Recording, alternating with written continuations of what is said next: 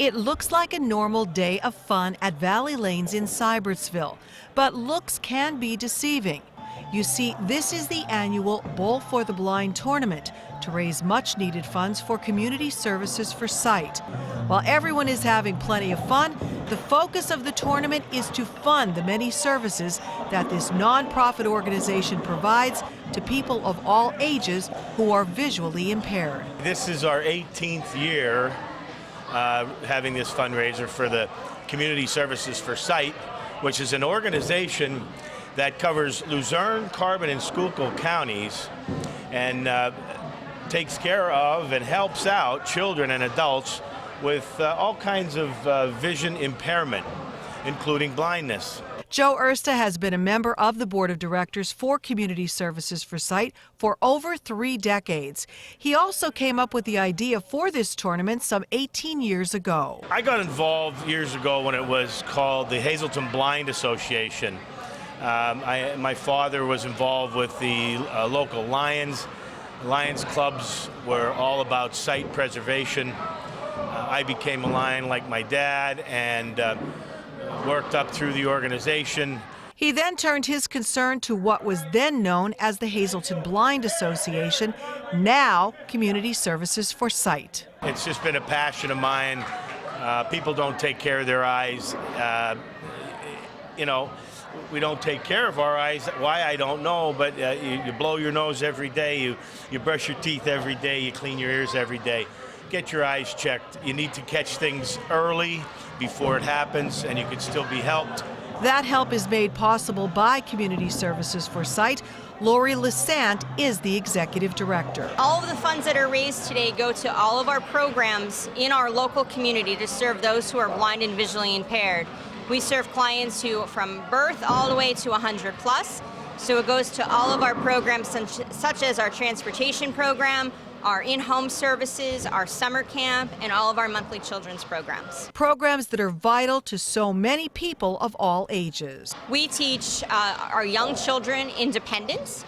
We have a transition program for our kids so that they can transition from high school to college or from high school to the workforce.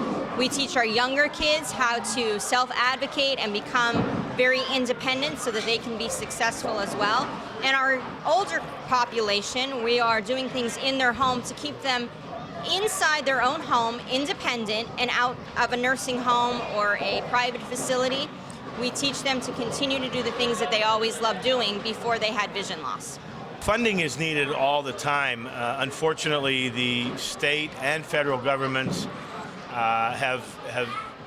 you know, there's been budget cuts all over across the board, and it's affected the Association for the Blind in Pennsylvania. So we need funding for many, many different things for adults and for children, especially children. Many of those children and adults who depend on Community Services for Sight took the time to come out and bowl, including Lily Morgan. So I have a vision issue called ocular albinism, which is a special eye disease that happens in the back of your eyes. If I take my glasses off, I would think there's 3 cameras right in front of me. Lily came out for a day of bowling fun, all to support Miss Lori. She helps us be more independent with chores at our house, such as cutting, vacuuming, washing dishes. And she's just a really big help for all of us. Carl Scott has been supporting this tournament for many years. It's a charity that's near and dear to my heart. I've been doing this for a number of years now. I was doing it on my own. As a matter of fact, at one time I bolted in a kilt. Last name is Scott, what do you expect? But the Pulaski Club has come on board a number of years ago, and they have done very, very much for this community service. We've raised between $1,000 to $1,500 every year. We wanted to hit the amount of $2,000. We thought it would be a banner amount. Right now we're sitting at approximately $2,200, and we have more money coming in. While organizations like the Pulaski Club show up each year to bowl, it all wouldn't be possible without Bob Horrocks, who owns Valley Lanes. He opens up his bowling alley to the nonprofit organization each and every year.